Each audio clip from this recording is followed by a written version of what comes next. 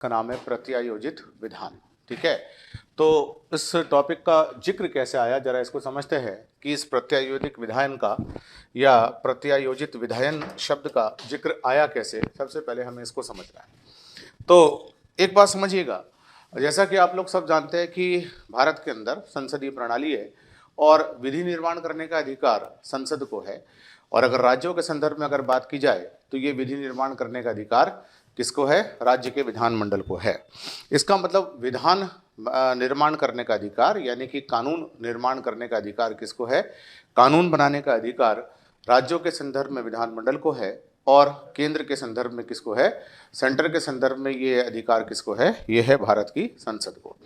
तो जब भी ऐसा होता है कि कानून बनाने का अधिकार किसको है, कानून बनाने के अधिकार पर जब प्रश्न चिन्ह उठता है तो ये बिल्कुल स्पष्ट बात है कि संसदीय प्रणाली में ये अधिकार किसको होता है? संसदीय प्रणाली में ये अधिकार होता है भारत की संसद को और राज्यों के संदर्भ में ये अधिकार होता है राज्यों के विधानमंडल को। अब जरा ये प्रश्न देखते हैं कि फिर ये प्रत्यायोजित विधान का क्या अर्थ होगा। ठीक है, जो प्रश्न हमारे सामने उठ रहा है वो ये उठ रहा है कि इस प्रत्यायोजित विधान या जिसको इंग्लिश में कई बार बोलते हैं डेलीगेटेड लेजिस्लेशन, इसका क्या अर्थ हुआ। कई बार ऐसा होता है कि विधानमंडल कई बार ऐसा होता है कि विधानमंडल जो है वो अपनी कानून बनाने की शक्ति जो है उसको कार्यपालिका को कुछ मात्रा में सौंप देता है। ठीक है, ऐसा क्यों किया जाता है? कानून बनाने का अधिकार है संसद को। मान लीजिए कानून बनाने का अधिकार किसको है? संसद को। लेकिन संसद अगर अपनी इस शक्ति को सरकार को सौंप दे कुछ विशेष मामलों में, सभी मामलों में नहीं, कुछ विशेष मामलों में, और सरकार को हम सरल भाषा में क्या बोलते हैं? कार्यपालिका। तो तकनीकी भाषा में इसको बोला जाता है कार्यपालिका और सिंपल भाषा में इसको क्या बोला जाता है? सरकार। तो जब सरकार या जब संसद सरकार को कुछ क्षेत्रों के अंदर कानून बनाने का या विनियमन बनाने का अधिकार सौंप दे तो इस कॉन्सेप्ट को बोलते हैं प्रत्यायोजित विधान, है ना। इस कॉन्सेप्ट को क्या बोलते हैं? Delegated legislation. अर्थात जो शक्ति किसकी थी? संसद की। ये संसद ने अपनी शक्ति कुछ मात्रा में किसको सौंप दी? सरकार को सौंप दी। इस प्रोसेस को बोलते हैं डेलीगेटेड लेजिस्लेशन। तो ये तो हुआ इस टॉपिक का जिसको आप कह सकते हैं कि कॉन्सेप्ट, कि आखिरकार डेलीगेटेड लेजिस्लेशन है क्या। और जब हम करंट की न्यूज़ देखते हैं कि करंट में ये क्यों चर्चा में आया है, तो करंट में इसके चर्चा में आने के कुछ और कारण हैं। पहला कारण क्या है? जो नोटबंदी हुई थी, जैसा कि आप सब जानते हैं कि भारत के अंदर सन 2016 में 500 और 1000 के तत्कालिक नोट जो थे वो बंद किए गए थे, है ना। 500 और 1000 रुपये के जो नोट थे उनको भारत सरकार ने क्या कर दिया था? बंद कर दिया था। और ये कहकर बंद किया था कि ये एक तरह से नोटबंदी का जो है सकारात्मक असर हमें देखने को मिलेगा। और वो असर ये देखने को मिलेगा कि एक तो ब्लैक जिसको कह सकते हैं ब्लैक मनी या काला धन, वो नष्ट हो जाएगा। और फिर काले धन के जो दूसरे प्रभाव है, जैसा कि उसका इन्वेस्टमेंट आतंकवादी गतिविधियों में हो जाता है, जैसे कि काला धन जो है वो कहीं ना कहीं जो है देश विरोधी गतिविधियों में उसका यूज़ हो जाता है, जुए में यूज़ हो जाता है, सट्टेबाजी में यूज़ हो जाता है, वेश्यावृत्ति जैसे कार्यों में यूज़ हो जाता है। तो उन सब चीज़ों में कमी आएगी और ये होगा। वो कितने सकारात्मक रहे कितने नकारात्मक रहे वो एक सेपरेट इशू है। लेकिन हुआ क्या? नोटबंदी के इस निर्णय को, जो निर्णय किसका था? भारत सरकार का। नोटबंदी के इस निर्णय को यानी कि करेंसी नोट्स को जारी रखने से जो को रोका गया था, उसके इस निर्णय को सर्वोच्च न्यायालय में या सुप्रीम कोर्ट में चैलेंज किया गया। और सुप्रीम कोर्ट में कहा गया कि ये जो काम था वो संसद का होता है कि वो 500 और 1000 के नोट बंद करे। सरकार के द्वारा ये काम किया जाना नहीं सही संवैधानिक नहीं है, ये असंवैधानिक है। और सुप्रीम कोर्ट में याचिका लगाने वालों ने मांग की कि माननीय सर्वोच्च न्यायालय सरकार के इस निर्णय को असंवैधानिक ठहरा दे, क्योंकि असंवैधानिक ठहराने के दूसरे आधार नहीं बल्कि प्रत्यायोजित कानून की वैधता के मद्देनजर इसको क्या से ठहरा दे? इसको असंवैधानिक ठहरा दे। इसको असंवैधानिक ठहरा दे प्रत्यायोजित कानून की, प्रत्यायोजित विधायन की वैधता के मद्देनजर। तो ये खबर है और इसको सुप्रीम कोर्ट ने नहीं माना और सुप्रीम कोर्ट ने प्रत्यायोजित विधान की जो वैधता थी उसको बरकरार रखा, है ना। सर्वोच्च न्यायालय ने प्रत्यायोजित विधान की यानी कि डेलीगेटेड लेजिस्लेशन की जो वैधता थी उसको बरकरार रखा। और यहीं से हमारे पास आज का टॉपिक निकल कर सामने आता है कि प्रत्यायोजित विधान ये है ही क्या।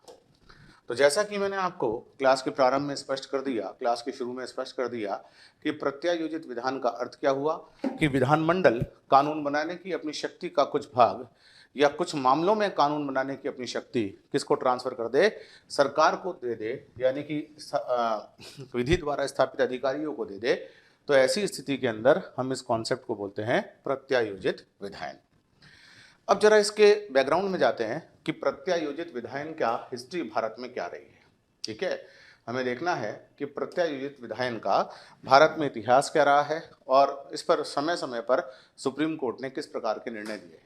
तो अगर पहला निर्णय देखें तो 1959 में इस प्रकार का मामला सामने आया। 1959 में इस प्रकार का मामला हमदर्द दवाखाना बनाम भारत संघ के केस में सामने आया।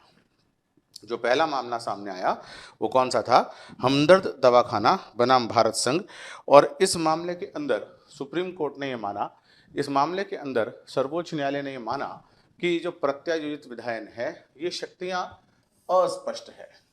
ठीक है, जो प्रत्यायोजित विधायन होता है वो उसको देने की संविधान के अंदर कुछ स्पष्ट शक्तियां नहीं है और इस प्रकार के कृत्यों को, जिस लेजिस्लेटेड लेजिस्लेशन को सर्वोच्च न्यायालय ने एक प्रकार से क्या मान लिया? असंवैधानिक मान लिया। फिर यह माना गया कि ड्रग और मैजिक रेमेडीज एक्ट के तहत बीमारियों से निपटने की शक्ति किसको है, मतलब इस प्रकार के फ्रॉडबाजी से निपटने की शक्ति किसको है? केंद्र सरकार को है। 1973 में सुप्रीम कोर्ट ने अपनी इस पुरानी जिसको कह सकते हैं डिसीजन को पलट दिया और सुप्रीम कोर्ट ने यह माना कि अगर हम प्रत्यायोजित विधायन को एक असंवैधानिक तत्व मानेंगे या एक असंवैधानिक गतिविधि मानेंगे तो यह कल्याणकारी राज्य की अवधारणा पर एक चोट होगी। क्या होती है कल्याणकारी राज्य की अवधारणा? जिसके अंतर्गत सरकार को बहुत सारे काम लोगों की भलाई के लिए करने पड़ते हैं, सामाजिक आर्थिक कल्याण के लिए। ठीक है, जिसके अंतर्गत सरकार लोगों के सामाजिक आर्थिक कल्याण हेतु विभिन्न कार्यों को संपन्न करती है। और जब सरकार सामाजिक आर्थिक कल्याण हेतु कार्य करती है तो उसको कुछ ना कुछ विनियमन या नियमन बनाने की शक्ति भी प्राप्त होनी चाहिए। जब सरकार सामाजिक आर्थिक कल्याण हेतु कार्य करती है तो उसको प्रत्यायोजित विधायन की शक्ति भी होनी चाहिए, अदरवाइज वो सरकारी नीतियों को सही ढंग से लागू नहीं कर पाएंगे, सरकारी नीतियां सही ढंग से लागू नहीं हो पाएगी। इसी कॉन्सेप्ट को ध्यान में रखते हुए प्रत्यायोजित विधायन की व्यवहारिकता स्पष्ट हो गई और इसकी प्रैक्टिकलिटी बिल्कुल सामने आ गई कि ये वो तत्व है, ये वो चीज़ है जो कि होनी चाहिए। इससे किसी भी प्रकार से संविधान का उल्लंघन नहीं होता है। और 1973 के बाद ये एकदम स्पष्ट हो गया कि ये जो डेलीगेटेड लेजिस्लेशन का कॉन्सेप्ट है या प्रत्यायोजित विधायन का जो कॉन्सेप्ट है वो अपने स्तर पर सही है। तो इसकी हिस्ट्री अगर हमने देखी, अब जरा जो विमुद्रीकरण या नोटबंदी का मामला रहा, जो विमुद्रीकरण या नोटबंदी का मामला रहा उसके अंतर्गत देखते हैं कि ये इशू सामने कैसे आया। ठीक है, नोटबंदी या विमुद्रीकरण का अगर हम मामले को देखें तो मुझे उम्मीद है चीज़ें समझ में आ रही होगी आपको।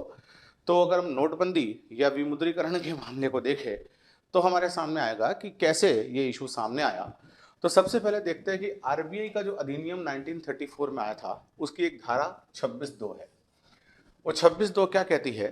केंद्र सरकार मुद्रा के किसी विशेष मूल्य वर्ग को कानूनी मुद्रा के रूप में बंद करने की सूचना देने के रूप में समर्थ है। क्या अर्थ हुआ इसका? इसका अर्थ ये हुआ कि आरबीआई एक्ट की धारा 26(2) सेंट्रल गवर्नमेंट को ये शक्ति देती है।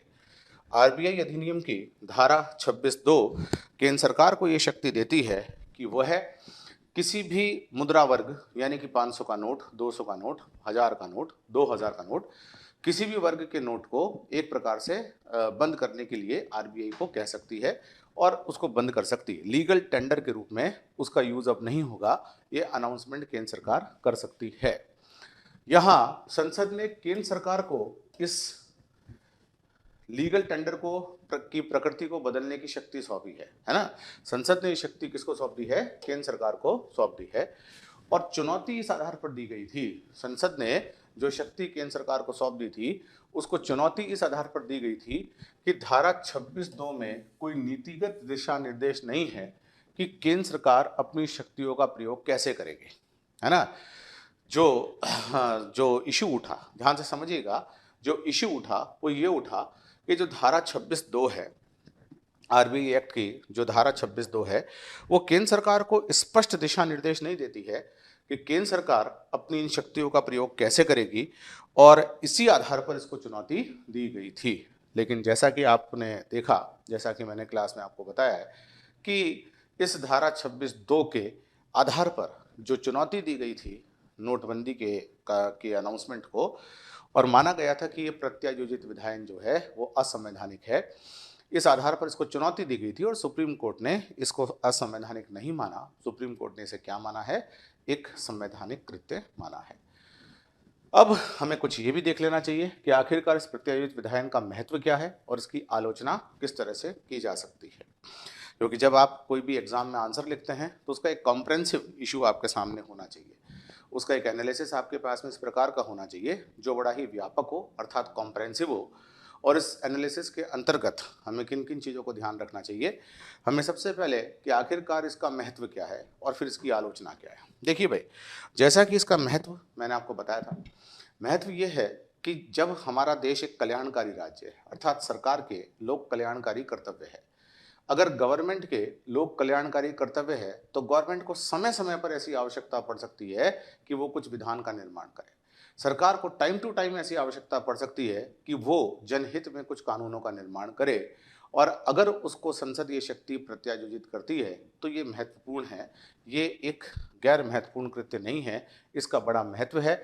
इसके बगैर कल्याणकारी राज्यों की अपेक्षाएं पूरी जो है जो पूरा नहीं हो पाएगी। मतलब जनता की अपेक्षाओं पर सरकार कैसे खरी उतरेगी अगर सरकार कानून, एक सीमित मात्रा में कानून बनाने के लिए हमेशा तैयार ना हो। दूसरा, संसद जब कानूनों का निर्माण करती है तो बहुत से मामले ऐसे होते हैं जो विशेषज्ञता के आधार पर डिसाइड होते हैं।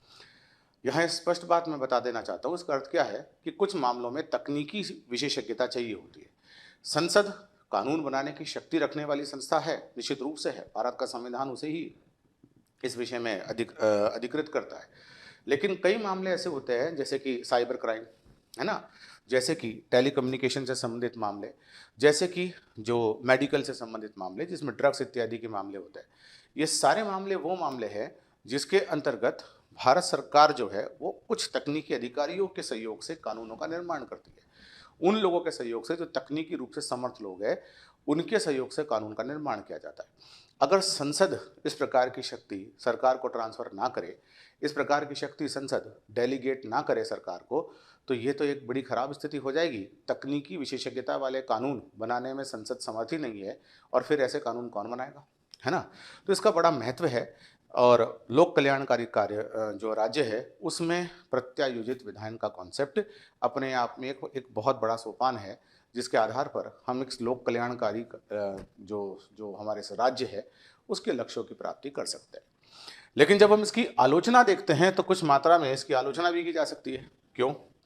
आलोचना का सबसे महत्वपूर्ण पॉइंट यह है कि अगर सरकार को इस प्रकार की शक्तियां दे दी गई तो सरकार ही निरंकुश हो जाएगी।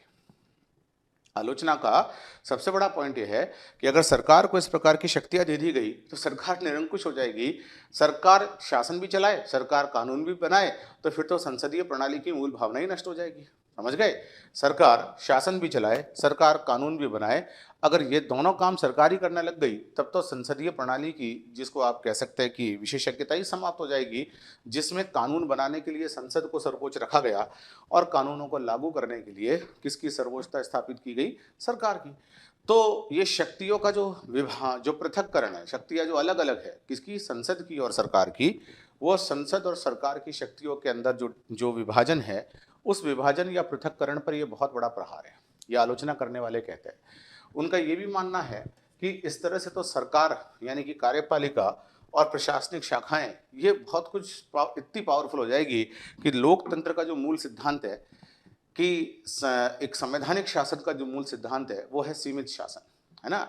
संवैधानिक शासन का मूल सिद्धांत ये होता है कि शासन सीमित होना चाहिए, प्रत्येक अंग के पास शक्ति होनी चाहिए, लेकिन वो शक्तियां असीमित नहीं होकर कैसी होनी चाहिए?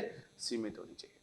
और यहाँ अगर हम संसद के स्थान पर सरकार को ये शक्तियां प्रत्यायोजित कर दे तो सरकार की शक्तियां असीमित रूप से बढ़ने की संभावनाएं देखने को मिल सकती है। तो ये इसकी आलोचना भी है। तो इस पूरे टॉपिक से आपके पास 2-3 तरह के क्वेश्चन बन सकते हैं। कॉम्प्रहेंसिवली आपको ये तैयार करना है कि प्रत्यायोजित विधायन किसे कहते हैं, नोटबंदी के रेफरेंस में या नोटबंदी के संदर्भ में ये प्रत्यायोजित विधायन के संदर्भ में किस प्रकार से सुप्रीम कोर्ट में याचिका लगाई गई थी, याचिकाकर्ताओं का क्या मानना था, और फिर याचिकाकर्ताओं के मानने के बाद किस प्रकार से इस पर सुप्रीम कोर्ट का जो जजमेंट आया। फिर आपको प्रत्यायोजित विधायन का महत्व और थोड़ी सी इसकी आलोचना पता होनी चाहिए। ये पूरा का पूरा प्रत्यायोजित विधायन का कॉन्सेप्ट हमारे सामने आता है।